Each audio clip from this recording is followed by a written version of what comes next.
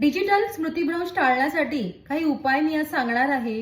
जिथे शक्य होईल तिथे मेमरी आउटसोर्सिंग थांबवणं, काही नवीन गाणी, श्लोक किंवा कविता पाठ करून दररोज म्हणण्याची सवय लावता येईल. लहान लहान गोष्टी स्वतः लक्षात ठेवण्याचा सराव वाढवता येईल. दररोज ठराविक वेळ नो स्क्रीन टाइम जाहीर करून आपण त्याच्याऐवजी वाचन, लेखन किंवा कुटुंबाशी संवाद करण्यासाठी आपण वापरू शकू.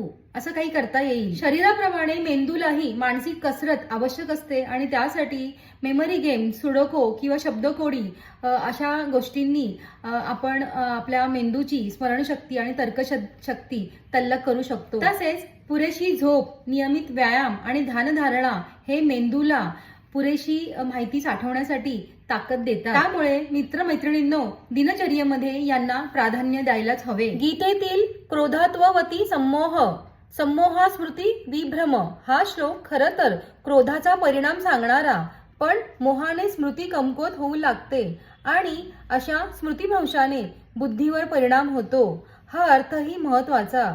बुद्धिनाशात प्रणशक्ती टाळायचा असेल तर डिजिटल माध्यमावर अति अवलंबनाचा मोह हा टाळायलाच हवा.